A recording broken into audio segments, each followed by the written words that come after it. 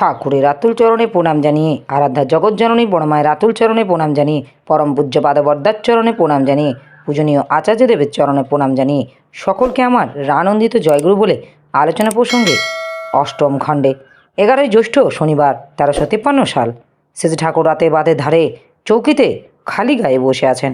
Spencer দা, হাউসের ম্যানদা, ফেনদা, সুশীলদা, প্রমোদদা, চুনিদা, বীরেন্দা, পণ্ডিত শচীনদা, doctor Kalida প্রভৃতি অনেকে কাছে আছেন। বিজলির আলোয় আশ্রম প্রাঙ্গণ ঝলমল করছে। সেজে ঠাকুর খুশিতে ভরপুর, তাকে ঘিরে যেন আনন্দের হাট বসেছে। একটা ছোঁয়াছে খুশির লহর যেন সবার চোখে মুখে দোল খেয়ে বেড়াচ্ছে। প্রত্যেকেরই ভালো লাগে এমনি একটা সূক্ষ্ম আবিষ্টের ভিতর আশ্রয় পেতে। তাই আশ্রমের সামনে দিকে যারাই আসছে, কোনো এক অজ্ঞাত আকর্ষণে সবাই এখানেই এসে জুটছে। মিস্টার ফেন জিজ্ঞাসা করলেন, ভগবানের পরিচয় আমরা পাই কিসের ভিতর দিয়ে? তার কোনো ছবি এঁকে রাখবো আমার মনের পটে? সেজে ঠাকুর, যেখানেই করুণা সেখানেই তিনি। জীবন্ত করুণার দিকে যত এগোই ততই শান্তি, শক্তি ও মঙ্গলের হওয়া অনুভব করতে পারি। যখন প্রতি পদক্ষেপে মঙ্গলের পথে চলি, দয়াবৃত্তি অনুপ্রেরণায় সবার পালন পোষণ ও রক্ষকেই যত্নবান হই, তখনই বলা যায় ভগবত পথে চলছি আমরা। মিস্টার ফেন, তার দয়া কি সবসময় সক্রিয়ভাবে আত্মপ্রকাশ করে? সেজে ঠাকুর, জীবনটাই তো তার দয়ার অবদান। তার দয়ার উপরেই তো দাঁড়িয়ে আছি। সূর্যের দয়া যেমন হলো সূর্যকিরণ, পরমপিতার দয়া তেমনি জীবনের কিরণ, তেজজ্যোতি, শক্তির জ্যোতি, যা আমাদের সঞ্জীবিত করে রেখেছে। দয়া করে তিনি যা দিয়েছেন তার সুষ্ঠু সদ্ব্যবহার যত করা যায় ততই তার দয়া উপলব্ধির মধ্যে আসে। তার দয়া আমাদের ঘিরে আছে, কখনো ছাড়ে না। তবে করার ভিতর দিয়ে আমরা ভালো মন্দ যা অর্জন করি, সেই অর্জিত অধিকারের ভোগের থেকেই তিনি আমাদের বঞ্চিত করেন না, যদি কিনা আমরা সক্রিয়ভাবে সেই অধিকার নষ্ট না করি।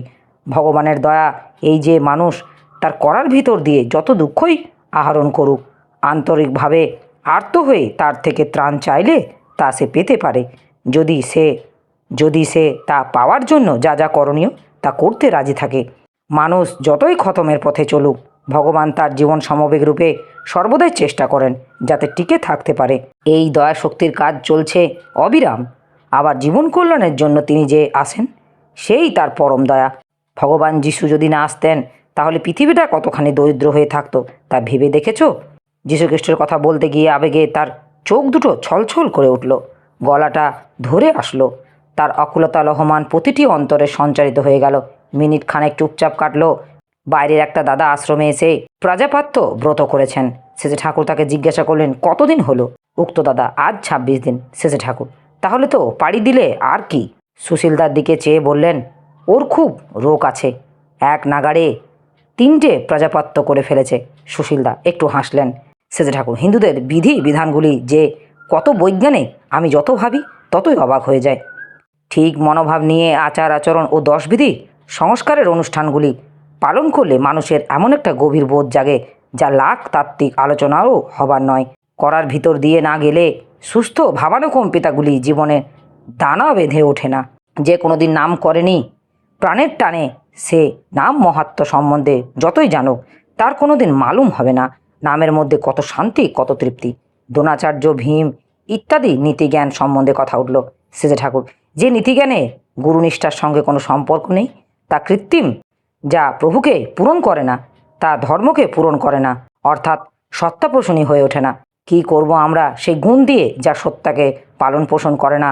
ইষ্টের দৃষ্টি হলো ব্যাপক ও সুদূর প্রসারী।